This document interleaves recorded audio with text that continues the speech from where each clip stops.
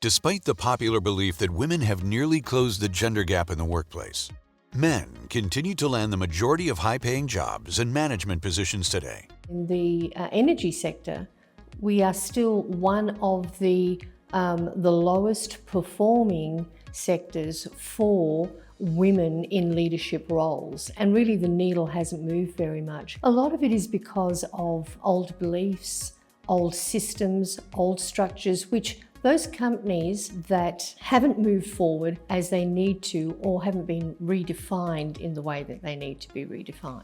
Even though the company is saying that they're paying men and women the same amount for the same job, because of the lack of transparency, it's far too easy to have people on varying pay scales or bonuses. Furthering the gender gap, the onset of the global pandemic had a disproportionate impact, as it created massive job losses, shrinking of economies, and loss of livelihoods, particularly for women. Prior to the pandemic, women accounted for 49% of global employment and suffered about 59% global losses in employment. A lot of the facilities that were locked down or social distances measures, you found that women ended up staying home to take care of the home. There's still stereotypes and biases when you think of women in the energy sector, particularly at the senior and more executive levels. And the sector is still dominated by male, particularly in oil and gas. And when we think about the talent pipeline, women have been traditionally not included, or there's been a little more reservation in this area of STEM, and that ultimately limits the amount of women entering into the sector. Despite representing 46.8% of the U.S. workforce overall, women in the energy sector comprise only 25% of workers and 32% of the total renewable energy workforce.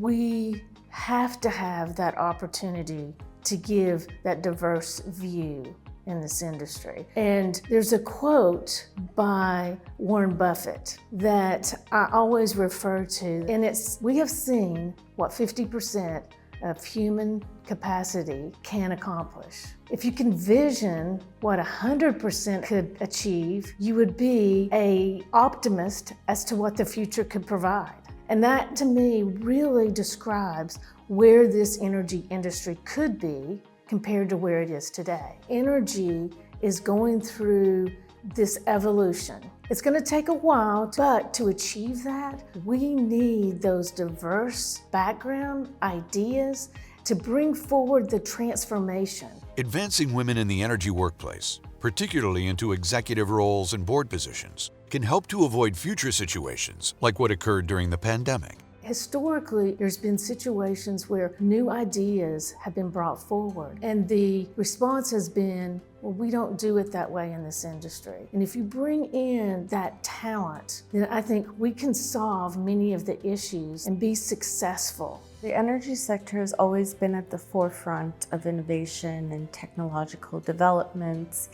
And more recently, Lean and Network Energy has been able to participate in partnerships like LEWAS and WPC Energy, bringing together a technology platform to address inequities within the energy sector related to women. And outside of that, artificial intelligence and machine learning has been at the forefront of the industry itself. And now we're seeing some of that innovation being used to address inequities in hiring, promotion, and development of women. From networking to mentoring to awareness and education, a wide range of programs and support are being used to empower women in energy careers. Gender parity is really at the forefront of what we do and our mission. And so Lean and Network Energy has been very passionate about helping mid-level professionals within the sector develop and thrive in their careers and move from middle management to executive level leadership positions. And to that extent, we've brought forth